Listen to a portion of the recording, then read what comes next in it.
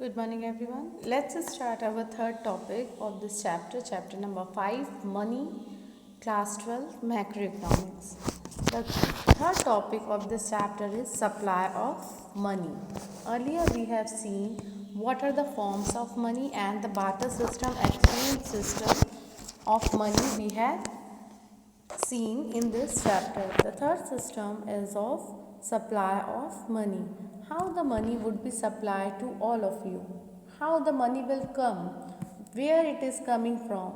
So the supply of money is a type of stock concept. It refers to total stock of money. Every type of money, whatever the types of monies are there, held by the people of a country at a point of time. Now, it is important that to note that the supply of money does not include the stock of money held by the government, stock of money held by the banking system of a country, because the government and the banking system of country are the main supplier of money. They were the supplier of money. They were not using that particular money for their own interest. They were only the supplier. And why they are supplying? Because of the demand of the local peoples or the users who use that particular money for exchange system. So the government, because the government and the stock of money held by the supplier of money is never treated as a part of supply of money in the particular country. Supply of money includes only that kind of stock of money which is held by the people other than the suppliers of money themselves. In other words, we could say as supply of money refers to that stock of money which is held by the issuing of those who demand money, not by those who supply the money. Who is the supplier? The government and the banks were the suppliers, or who control the banking system of our country are the suppliers. And who are the users? The demand depositor are the users.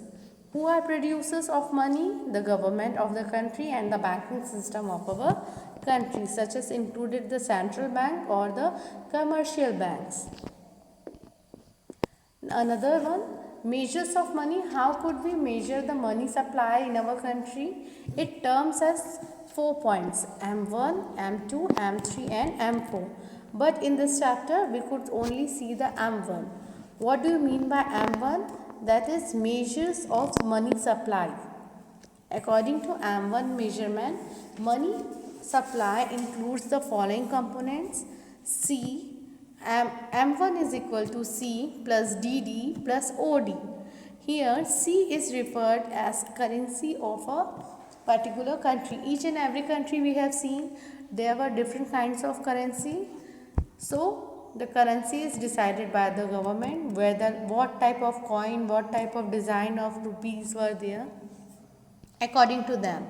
Now DD refers to as demand deposit of the people with the commercial banks who uses for their banking system for commercial things such as for their own business. So these are checkable deposit which can be withdrawn or transferred on demand. According to the business terms, it could be deposit, it could be demanded, or it could be transferred from the banking system. Now the another one is your OD. OD is the other deposits things which include demand deposit with the RBI of the public financial institutions such as Narmada, National Bank of Agriculture and Rural Development. Another one, demand deposit with the RBI for foreign central banks and the foreign governments. Such demand deposits are also used for the international financial institutions such as IMF or World Bank. So in these terms, we had transferred the money system to another one. Specifically OD, the other banking system or other deposit system doesn't include in the government of the country with the RBI. They doesn't deposit. The government doesn't deposit the money. They were the supplier, they were the producers. And the deposit of country's banking system with RBI. Got it? Now the term of deposits and demand deposit, you have to learn that. Some of the measures of M1 supply, the money supply. How we could measure the money supply by the government or the RBI or the banking system of our country? Firstly, currency with the public. How much the currency is there with the public person, each and every individual. Demand deposit of the people with the commercial banks, like in the business sectors. Other deposit with the Reserve Bank. We generally deposit in our country, we generally deposit the money, some gold jewelries in the bank itself. Now demand deposit of the people is further divided into some different parts which we could see. Other deposits of Reserve Banks were, first one, demand deposits with the Reserve Bank or the public financial sector institutions. Different kinds of institutions were there in which the government is depositing its money. Second one, demand deposit with the Reserve Bank for the foreign commercial things or foreign capitals with the related with their banks.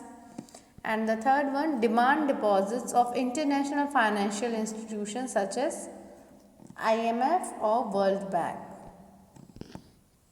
Now that is notable thing that currency with public, demand deposit of the people with the commercial bank as the two principal components of money supply in the economy.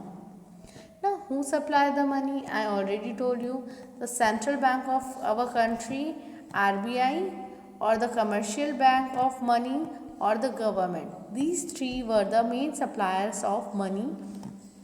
Got it? Now in India, RBI, Reserve Bank of India, is the principal supplier. He is the main supplier of the money.